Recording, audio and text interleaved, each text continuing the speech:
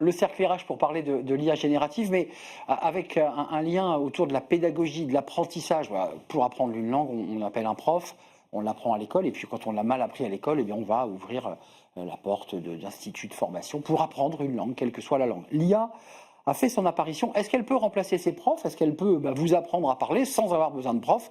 Le sujet est lancé et on va le poser sur la table et en débattre avec mes invités. Olivier Haquet, directeur général d'Adom Lingua. Vous êtes déjà venu sur le plateau, 150 salariés comptant les formateurs et donc les professeurs de langue, enfin les personnes qui nous accompagnent. On va en parler avec vous. Et puis Nathael Wright, qui est déjà venu sur notre plateau à plusieurs reprises, lui aussi. Wall Street English. On ne dit plus Wall Street Institute. Et non. C'est fini. Et oui. Voilà, vous avez un peu dépoussiéré.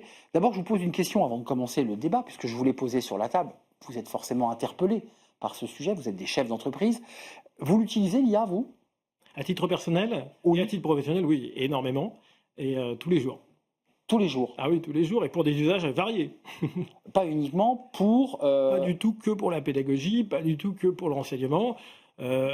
Par exemple, cas d'usage concret, moi avant, comme tout le monde, j'imagine, j'utilisais les fonctions Excel quand j'avais des tableurs. Bah maintenant, je fais de la mini-programmation avec Gemini 2.5, je fais du vibe coding. Vibe coding. Je parle à l'IA et ça me produit un programme. On en apprend des choses dans cette émission. Vous, Nathaniel Wright, l'IA, vous l'utilisez, vous, et vous l'utilisez en vous disant, en tant que chef d'entreprise, je vais l'implémenter à mon entreprise. Alors, non seulement j'utilise, mais on l'a implémenté dans l'entreprise. Pas forcément là où on pensait qu'on allait l'implémenter, c'est-à-dire en soi-disant remplacement des professeurs.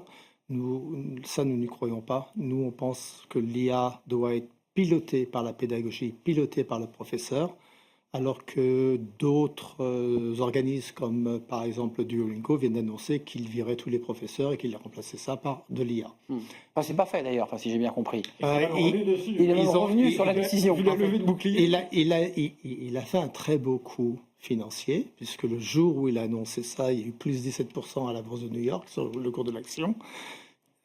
Maintenant, il en paie les conséquences. Il a fait une Trump, il a fait monter le cours de l'action artificiellement. Quand même, sur le fond, il y a beaucoup de personnes qui se disent bon, il faut que je pousse la porte de l'organisme de formation, que je prenne rendez-vous avec un professeur, c'est fastidieux. Là, avec mon smartphone dans la poche, j'ai un prof dans ma poche quand je veux. Vous qui êtes des experts du sujet, on peut apprendre une langue avec l'IA ou il faut le compléter avec des pédagogues, que ce soit en distanciel ou que ce soit en présentiel, les deux fonctionnent. Qu'est-ce que vous en pensez? Je pense que c'est limité pour l'apprentissage complet. Nous, il n'y a pas un jour qui se passe, j'imagine que c'est pareil pour Nathaniel, où les gens nous appellent en disant « je suis sur Duolingo depuis des années ». Et au contraire, maintenant, je veux autre chose. Donc, j'ai envie de dire, vive Duolingo, ça nous permettra de mieux expliquer, ce qui n'est jamais évident d'ailleurs, l'apport d'un formateur. Mais dès que vous commencez à mettre le pied dedans et à avoir des échanges avec un formateur, personne physique, vous comprenez la différence et pourquoi vous allez apprendre avec un prof et un petit peu plus difficilement. Et en tout cas, vous allez jouer avec les autres applis. Mais je m'autorise à revenir sur ce que vous avez dit. Nous, on a implémenté l'intelligence artificielle. Je vous reposerai la même question, évidemment.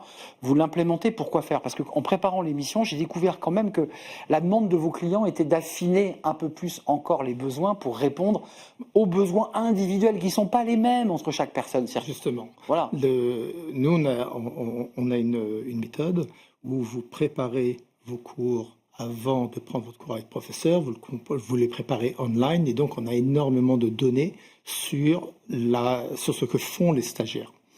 Et donc l'IA est capable très rapidement de faire un résumé des points forts et des points faibles du stagiaire avant le début du cours.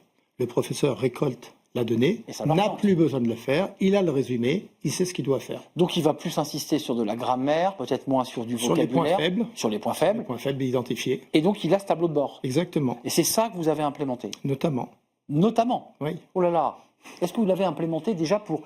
C'est un service client que vous offrez à vos clients, vous personnalisez le programme de formation. Est-ce que vous le faites? Nous, on propose une plateforme sur laquelle on réserve, un peu comme sur Doctolib, les cours. Et on est ajouté, effectivement... Donc je clique 9h, voilà, lundi 9h. Et sur cette plateforme, on y a greffé, depuis début d'année maintenant, une vraie plateforme d'apprentissage boostée à l'IA. Et effectivement, qu'est-ce qu'on propose dessus? Et pourquoi c'est intéressant aussi l'IA? J'ai l'air de dire rien ne remplace un professeur, c'est vrai, mais pourtant, l'IA apporte beaucoup. Pourquoi? On a des supports audio, on a des supports vidéo, on a des hotspots, ce que j'appelle des hotspots, on a une image avec des mots à reconnaître dans l'image. On a même En des complément échanges du cours. en complément du cours. D'accord, Ça remplace ça. pas le prof, mais sur les actions répétitives du genre préparer les exercices et les corriger, ou bien, comme le disait Nathanaël, de repartir pour le formateur, pas d'une feuille blanche, mais d'une sorte de constat des points. Et c'est génial. Tout de suite, au premier cours, et le prof sait où travailler. Et d'ailleurs, ce qu'on observe, c'est que c'est un moyen et une belle synergie, parce que le prof, personne physique, et on ne peut pas le claquer du doigt pour l'avoir à minuit. Bien sûr. Et donc, souvent, quand il faut faire attendre un cours, et on sait dans nos métiers que, notamment, il y a On le parfois prépare, des administratifs, voilà, ça. eh bien, ça permet d'occuper le terrain intelligemment et de faire des activités ludiques. Et sur ce domaine, c'est vrai que l'IA, pour le ludique, c'est génial. Et attention, il ne faudrait pas que ce soit que ça. Pourquoi? Parce que quand c'est que du ludique, on entendait tout à l'heure hors caméra, une personne mentionner qu'elle avait fait une série de 1400 jours d'affilée. Eh bien, on a l'impression que le but, ça devient d'avoir ces 1400 jours, d'avoir ces badges, et on commence à voir de la part des utilisateurs de ces applis des remarques sur le thème.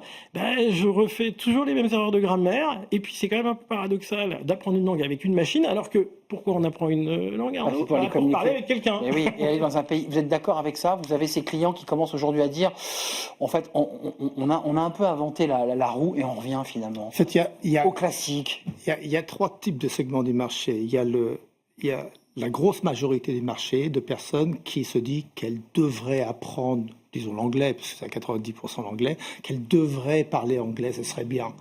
Il y a une autre catégorie qui joue avec l'anglais. C'est du Duolingo. J'en fais 10 minutes, 3 fois par semaine. Je passe le temps et je mets de l'anglais au milieu, quoi. Je fais quelque chose de bien. Et puis, il y a la catégorie de ceux qui veulent apprendre l'anglais. Et je crois que l'IA se positionne relativement bien sur le jeu. Et que l'IA, en revanche, quand il s'agit d'apprendre, peut aider le professeur, mais le professeur est irremplaçable. Aujourd'hui, je n'ai pas vu quelqu'un remplacer le professeur. Le professeur qui sent le désarroi du stagiaire, la difficulté qu'il a en train de... La machine ne peut pas le faire. L'émotion du stagiaire voilà, aussi, c'est ce que la machine ne peut pas le faire aujourd'hui. Alors on nous dit que bientôt la machine sentira les émotions. Bon, bientôt vous aurez une femme machine. Une femme machine. Oui, donc on se mariera avec une machine. Voilà, s'il y a l'émotion derrière, pourquoi pas. D'accord. Ça veut dire qu'il y a l'amour, hein. Ça, c'est autre chose. Pour aller dans ce sens, j'ai eu une anecdote, pas plus tard que la semaine dernière, un cas où la démonstration est évidente, d'un élève qui prépare un examen pour le lendemain. C'était un DCL en portugais, c'est un diplôme professionnel de niveau en portugais. L'élève l'appelle la veille, en panique. Arnaud, est-ce qu'on va lui répondre avec une IA? T'inquiète pas, tout va bien aller, avec un style très positif comme l'IA sait le faire. Non, ça a été un professeur personne physique qui lui a rassuré et qui a mis de l'émotion, qui a mis de l'humain. De la chair. Exactement. Et je pense pas qu'on est à la veille du lendemain du moment où on pourra remplacer cette valeur ajoutée. Avant de nous quitter, parce que vous êtes des organismes de formation, on était venu débattre, vous vous souvenez des enjeux du CPF, de la réforme du CPF qui va bien mal. On l'intègre dans les coûts, l'IA, là, dans le programme CPF, ou pour l'instant, c'est deux choses totalement séparées? Est-ce que c'est un élément supplémentaire? Alors, l'IA va, à notre avis, plutôt réduire nos coûts que le contraire. Parce qu'on a énormément d'administratifs dans notre métier.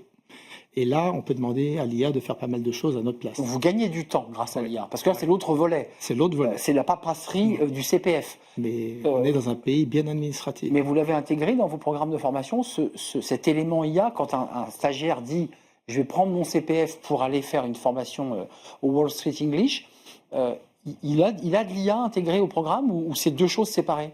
C'est deux choses séparées. Vous avez la procédure administrative qui permet de filtrer, voilà, tout assez simple. Et puis vous avez le programme de formation. Pédagogique. Et dans lequel vous me disiez qu'il y avait quand même des outils d'IA qui accompagnaient et qui augmentaient. Vous pouvez un exemple tout simple. Précédemment, nous, dans notre méthode, vous préparez un dialogue et vous parliez à ce dialogue. Mais si vous ne répondiez pas exactement à la réponse attendue, la machine ne le savait pas trop. Donc, elle vous donnait une réponse type et vous compariez. Maintenant, elle comprend ce que vous lui dites.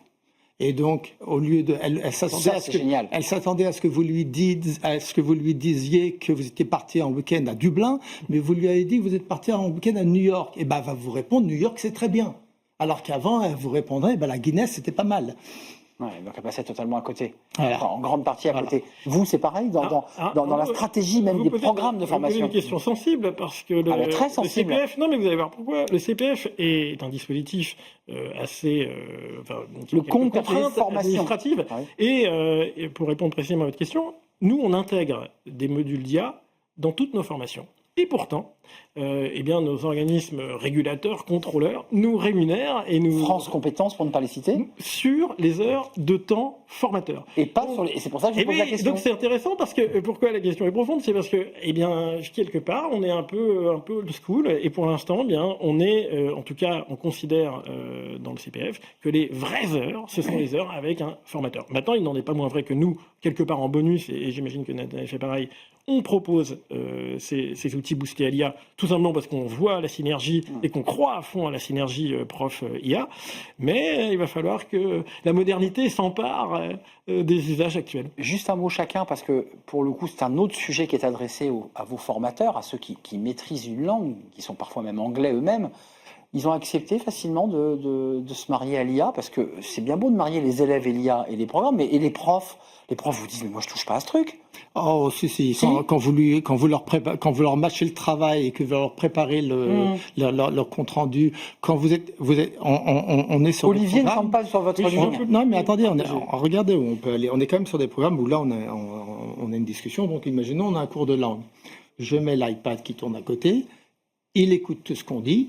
Et soudainement, mon IA me dit, on est sur la leçon 44, t'as oublié de parler de ça. D'accord, donc il vient m'augmenter. En live directement. Wow.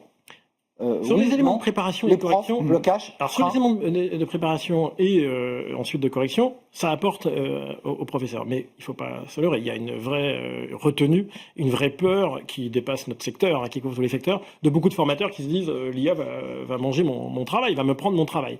Et il faut les rassurer. Il faut les rassurer. Il faut surtout trouver les arguments factuels qui montrent la complémentarité, favoriser aussi le croisement de données, j'ai envie de dire. Nous, sur notre outil, l'élève peut partager ou pas ce qu'il a fait avec son professeur. Et bien, quand le professeur voit que lors du premier cours, il sait déjà sur les points sur lesquels insister, ça lui montre la valeur ajoutée. Quand le formateur est capable de diriger l'élève vers un tel ou tel exercice, ça l'aide également. Mais il y a quand même encore un petit peu cette retenue, je trouve. Merci messieurs pour ce beau débat. Vous êtes dans le même secteur d'activité, il y a une vraie complémentarité, un vrai respect entre vous. C'est normal.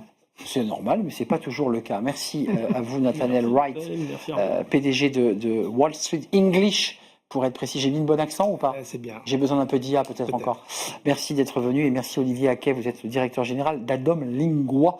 Merci à vous deux de nous avoir éclairés sur ce sujet, puis on est un peu rassurés sur l'avenir de l'apprentissage de la langue qui se fera avec des humains. Peut-être augmenté. Merci à vous deux. On tourne une page, c'est Fenêtres sur l'emploi. J'accueille mon invité, elle arrive.